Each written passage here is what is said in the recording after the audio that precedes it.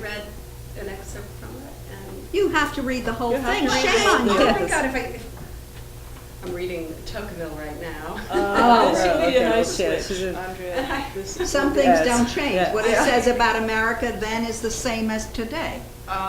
It's, Very similar. Yeah. I'm reading more, Is this for one of the Current- classes that you're taking? this is David Parrott's. Yeah, okay, so she's This in a is- very this is- intense class, it's her, so I Very can intense understand that. class, and Yeah. after reading Locke and Tocqueville, we are now reading contemporary theorists and how they recognize that what we perceive as a liberal democracy it never really was, and really isn't today. Well, that's true, but this is relevant. This book Yes. is actually relevant. Tell me about it, or So you're Yeah, very good please. at tying it back. Okay. So relevant to how, what we perceive as being democracy? Yes, exactly. Yes, exactly. I mean, Exactly. you know, And who has access to what extent Yeah. people can determine their own fates and who controls the information. That's a very big deal in this Even- society. yeah, even I within mean, this country, I mean, we have this. people are trying to make sure that there won't be another Tahrir Square. Yeah. They're trying to make sure that they have control of the internet and that these kids can't just take and communicate as they want to do. No, I have a friend who actually works for Yahoo in Jordan, and Mhm. they're, and Jordan's pretty, open and, pretty much. I mean, it has a king, but like I guess benevolent in a sense. But now they're trying to create all these laws where they want Yahoo and Google to give reports on every single user, and anytime certain things come up, and I mean, it would cost them so much time and money that they'd have to pull out of Yeah. the country before they could actually monitor people the way they're asking them to, because they Yeah, want and to they keep really their are eye. asking them to do that. Yeah, because they want to keep their eye to make sure that they're not going to have that revolution there, and Mhm. And I have several friends who are from Syria and family in Syria, and what's happening there is just, it's very sad and hard, and, the people, I mean, I think it started in Tunisia, and, I think people are just very afraid that people have had enough. I mean, it's funny because every time I've ever traveled, I mean, I've lived in Jordan and I've lived in a lot of places around the Middle East, and the Egyptians are always, the comedic ones. People always kind of make, they have all this humor, and, they're always joking, but people never think of them as ones that are going to stand up, and revolt.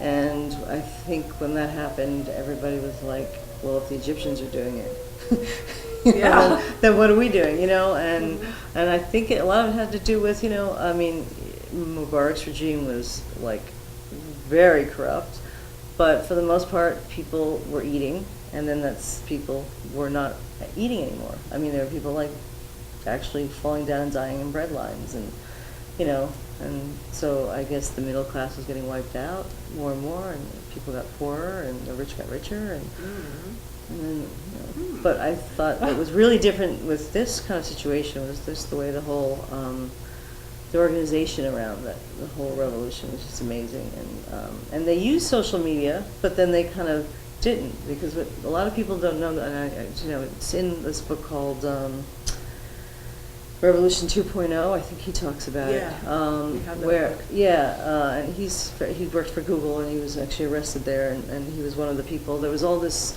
kind of underground communication that was going on. Oh yeah, no, yeah, and he's he's probably 30, maybe 29, young man, and what had happened was they knew. See, there's been people have been, there's been demonstrations. I mean, I don't think I've ever been there where there weren't demonstrations on campuses or people, standing up for things, but the police have always been able to kind of stop it and, arrest people or, get things before it got any out of hand. And what they did with this is they put in all the social media that people were going to meet here, and, they named all these different locations so that they would spread out where the police would be.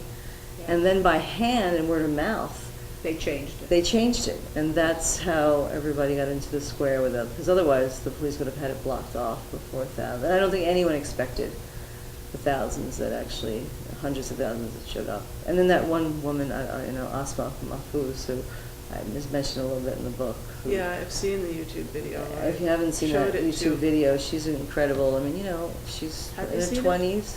No. You have to see it. She's in her 20s, and they were calling to have this big, this demonstration, and it was on the date, I think, the 25th.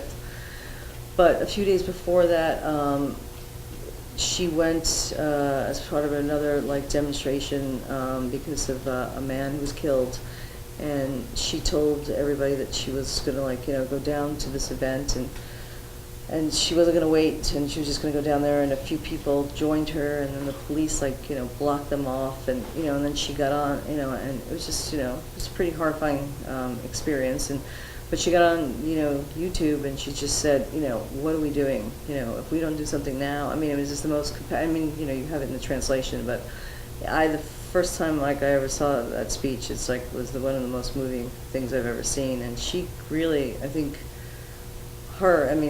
I don't want to just say single-handedly, but really made such a difference. This one girl, who's probably all of 20, motivated hundreds of thousands of people to just get up, and it's amazing. So to tell young people that they Yeah, that's don't one of have the things. Yeah. power, or there's so much they can do with their voice, whether it's through writing or talking, Yeah. and I just think we don't always know that. And it's really interesting to me too that in this book, you're talking about Egypt, and we in America have this stereotype of the Egyptians and then the Arab world. I know that the Egyptians don't necessarily consider themselves Arab, but unless still you're it's a with the very whole similar Arab- yeah, culture. yeah. And we think of it as being very repressive, and yet these two American girls go over there, and in a way they find their freedom. And Yeah. that to me is really interesting. Yeah, no, and I also, I think there's this, if you go to a lot of these countries, there's this idea that if a woman's covering, now I'm Muslim, I don't cover my hair. It's choice.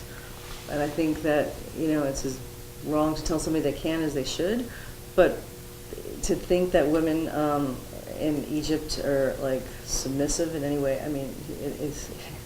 it's so far from any truth.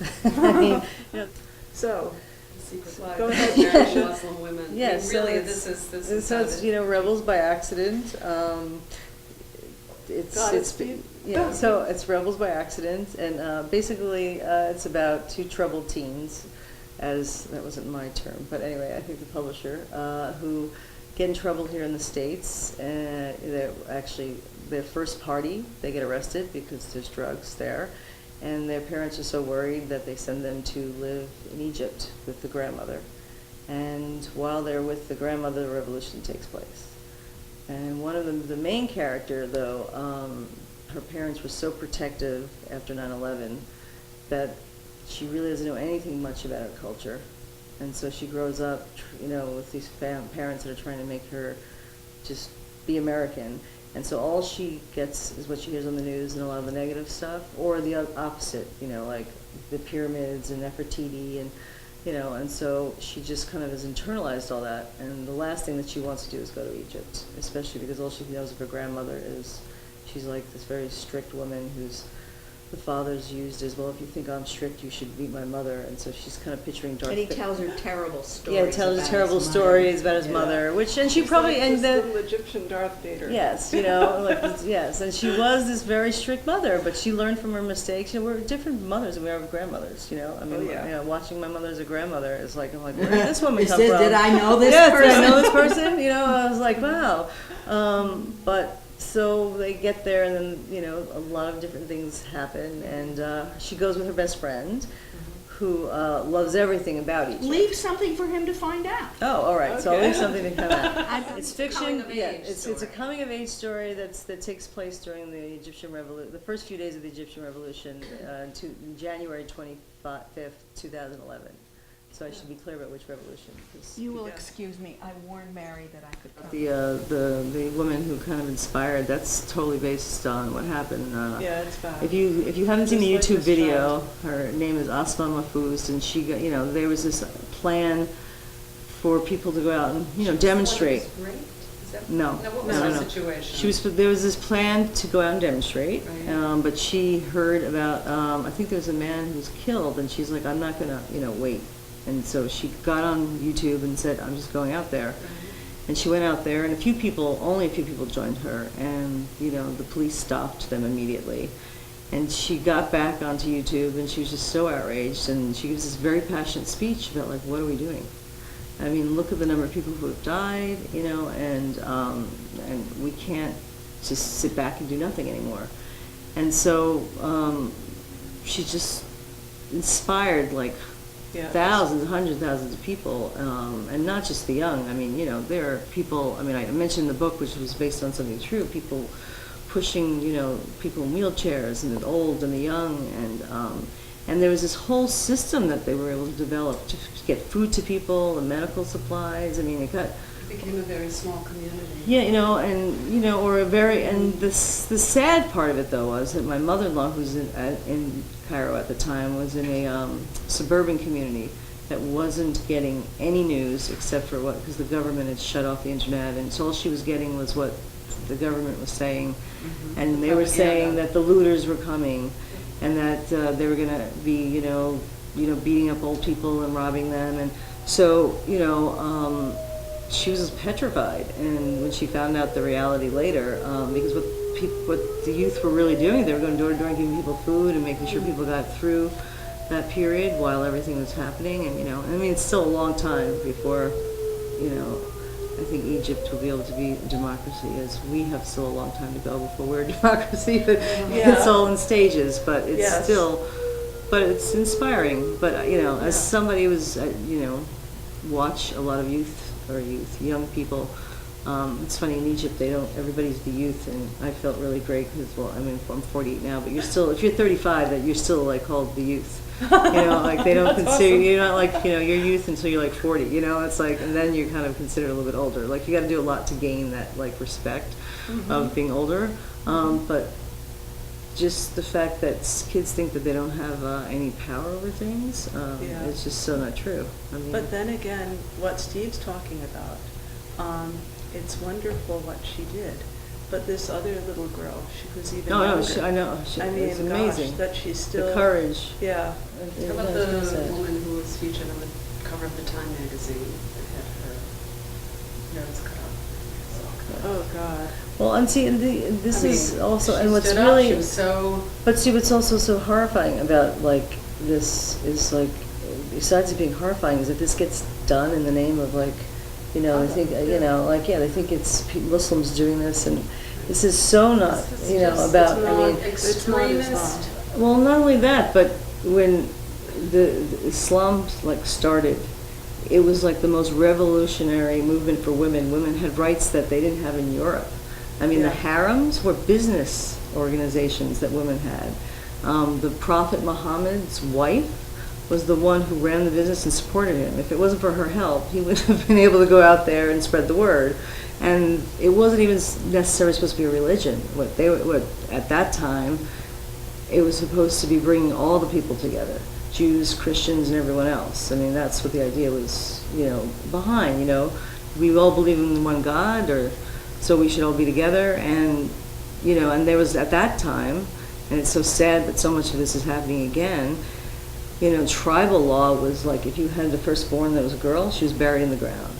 So, it was like things like that were stopped. And then you hear these kind of things happening again, and it's just horrifying what gets, in the name of religions and, or how people use it for control and, and especially against women, Especially against women. Right. And it doesn't, which is how this whole book starts. Yes. Two young girls who are different. And who are coping with their differences in very different ways. And that's how my son got into Yeah. that club, because he Yeah. was hit on the head on a bus because he was Muslim, and he was told that all Muslims should go back to where they come from, and he's able to speak up for himself because he's got a very loud father. No, his mother's the shy one.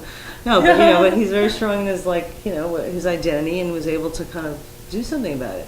But there are a lot of kids that go through this every day, and for whatever. A friend of mine's son who's Jewish, like upstate New York, not very far from here. Pennies were thrown at this kid, and and we're told like all these like horrifying things.